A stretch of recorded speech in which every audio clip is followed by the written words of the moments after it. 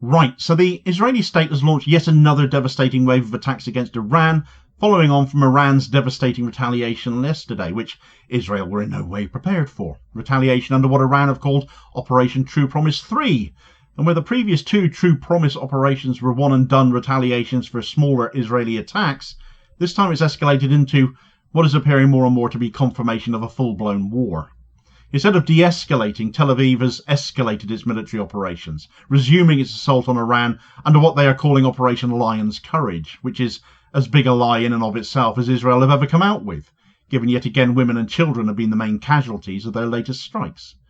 Lion's Courage is a despicable and a baseless campaign that aims to destroy Iranian nuclear research infrastructure, assassinate nuclear scientists and key military leaders, provoking a regional war of immense proportions, all to keep Benjamin Netanyahu in power. The cheerleader, as he has been for decades, of claims that Iran have or are researching nuclear weapons, yet no evidence exists to back that up at all. This latest Israeli aggression is not an act of preemption when it is based on lies. What it is the culmination of decades of deliberate incitement by Israel against Iran, now being enabled by a government mad enough to see it done. Baseless propaganda and the political obsession harboured by Benjamin Netanyahu since the 1990s, at a time when he's so desperate to keep himself in power that he literally thinks this will do that, endangering the lives of everyone in Gaza and in Iran for his own self-interest. Right, so Israel have yesterday and last night continued to strike Iran, having started what is rapidly escalating into full-on war for no better reason than the self-preservation of Benjamin Netanyahu and his clinging on to power. From fires engulfing refineries in Bushehr to missile strikes on Mehrabad airport to the deaths of 60 civilians in Tehran, half of which were children preparing for Eid al-Gadir, the brutality of these attacks cannot be understated at all. But equally also come as no surprise, coming as they do from Israel. Innocent casualties define Israeli atrocity. Yet Israel and its international backers continue to claim these actions are done in the name of self-defense and preventing a so-called Iranian nuclear threat, a threat that has consistently failed to materialize, despite Israeli claims regarding it going back decades to at least the 1980s. Since the 1990s, though, Benjamin Netanyahu has portrayed Iran as an existential threat to Israel, repeatedly asserting that Tehran is on the brink of acquiring nuclear weapons. In 2012, he infamously held up a cartoonish bomb diagram at the UN General Assembly, claiming that Iran was 70% of the way to building a bomb. A moment that was widely ridiculed and symbolised the alarmism that for much of the last 3 decades certainly Netanyahu has been sounding off about, largely on his own without support, even from Israel at that time. Netanyahu and his bogus warnings have never, of course, been substantiated. The International Atomic Energy Agency, the IAEA, has consistently found no evidence of an Iranian weapons program. Neither have reports from anywhere else, not least the US itself, who are still going to side with Israel anyway. Despite all of this, though, Netanyahu has pressed forward. In 2010, he attempted to launch strikes on Iranian nuclear facilities. He's tried this before, but was blocked by internal opposition at that time from Israeli security chiefs, the likes of the then Mossad chief Meir Dagan and the chief of staff Gabi Ashkenazi. And diplomacy triumphed during Barack Obama's presidency, and the Joint Comprehensive Plan of Action, the JCPOA, was agreed upon in 2015. Netanyahu responded with fury. He did everything possible to sabotage that deal, including lobbying US lawmakers and rallying his neoconservative allies, but to no avail just then. The election of Donald Trump after Obama, though, gave Netanyahu his long-awaited opportunity. Trump withdrew from the JCPOA in 2018, isolating the US and destabilizing the diplomatic progress that had been achieved previously where it came to Iran. Assassinations of Iranian scientists, cyber attacks on nuclear facilities, and sabotage campaigns soon followed. The 2020 killing of Mohsen Fakhrizadeh, one of Iran's leading nuclear scientists at the time, was a clear sign that Israel was once again obsessing over Iran having nuclear technology out of nothing more than Netanyahu's own paranoia. So now here we are in 2025, with Netanyahu leading a desperate far-right coalition and Trump back in power. Israel has launched this full-scale assault.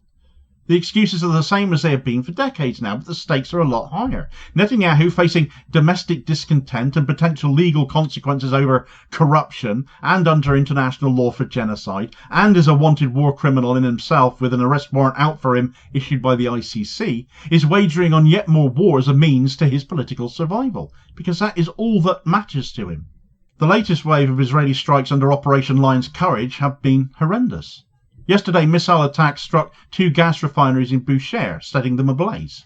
The same night, attacks targeted Mehrabad Airport in Tehran, disrupting civil aviation and endangering civilians. So according to reports, little damage was actually done to the runway there, which speaks volumes for the capabilities of Iranian air defences, which had been subjected to a cyber attack ahead of Israel's first assault, in large part responsible for the damage that strike had done. Meanwhile, Israeli airplanes also hit the Esfahan nuclear site, causing damage to 4 key structures, according to IAEA inspectors. Iran's air defences responded with increasing efficiency, managing to bring down a 3rd F-35 fighter jet amid the chaos. An excerpt from Military Watch magazine reading, Iranian state media on June the 14th reported the shoot-down of a 3rd Israeli F-35 5th-generation fighter in the country's airspace, following 2 prior reported shoot-downs and the capture of a female pilot. The aircraft was reportedly also shot down by ground-based air defence systems, with the pilots surviving and being apprehended. This has brought the total number of F-35 pilots captured to 2. Despite these defensive successes by Iran, though, the human toll has been staggering. Israeli strikes on residential areas in Shahid Chamran Township, Tehran, resulted in 60 deaths, half of them children preparing for Eid celebrations and a local wedding. Instead of facing censure for such acts, though, Israel's aggression has been aided, abetted, and in some cases openly supported. The psychotic Satsuma that passes for the President of the United States, Donald Trump, has expressed full support for the Israeli strikes, a move he stupidly thought would give him better leverage in any nuclear program deal with Iran. But that has instead ended any hope of reviving nuclear negotiations after Iran have just walked away from them, saying, what's the point in negotiating with someone like him? And it's hard to disagree, given Trump's attitude and US support for Israel. The US has, amongst all the diplomatic cover and incessant arms deliveries, supplied Israel with hundreds of laser-guided Hellfire missiles, allegedly earmarked specifically for operations against Iran. Netanyahu has now openly called on Washington to provide him with bunker-busting munitions and to join the war effort outright, a demand with catastrophic implications. Can you imagine one of these bunker busters being dropped on one of Iran's nuclear facilities and the fallout from that? Speaking of arms deliveries, though, it would be remiss of me to not bring Jordan up at this point. Jordan, always placating Israel to some degree, whilst claiming to be neutral, reportedly closed its airspace for several hours yesterday around one of its airports to facilitate US arms shipments to Israel. Israeli airspace evidently having become too dangerous for transfers, and may have painted a target on themselves now for aiding and abetting Israel. Allegedly, Jordan has even taken part in shooting down Iranian drones, actions that have ignited domestic outrage, particularly amongst Jordanians of Palestinian descent, a large chunk of the Jordanian population as that is, people whose families were exiled during the Nakba.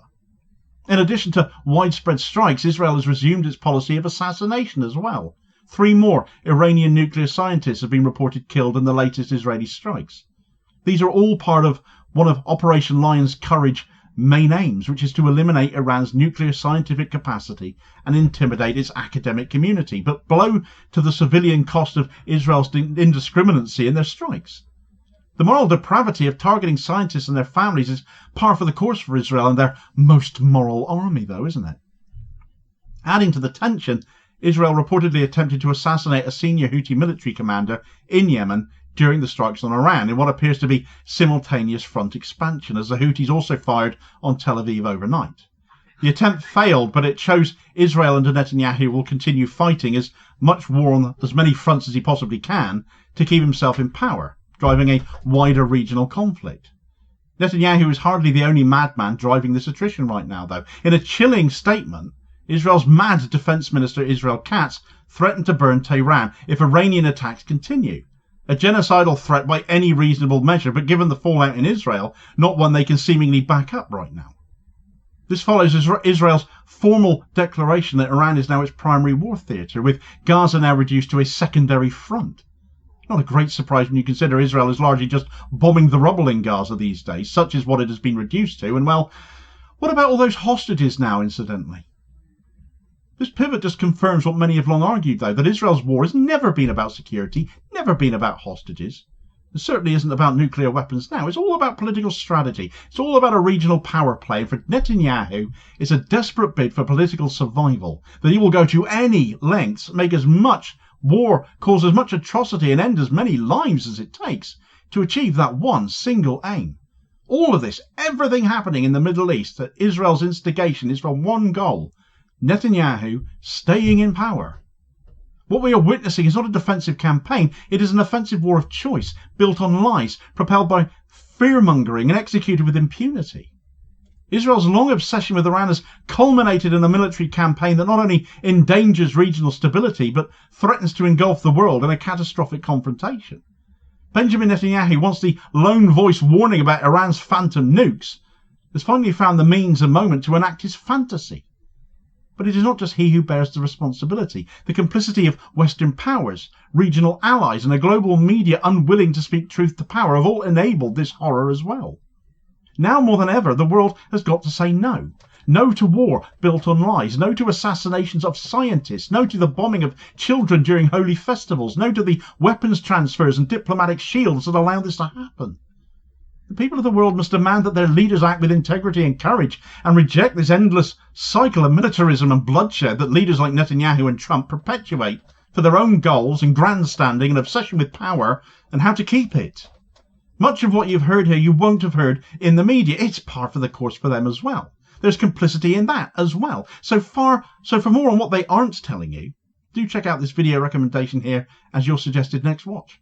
Please do also hit like, share and subscribe if you haven't done so already, so as to ensure you don't miss out on all new daily content, as well as spreading the word and helping to support the channel at the very same time, which is much appreciated. Holding truth to power for ordinary working class people, and I will very much hopefully catch you on the next feed. Cheers folks.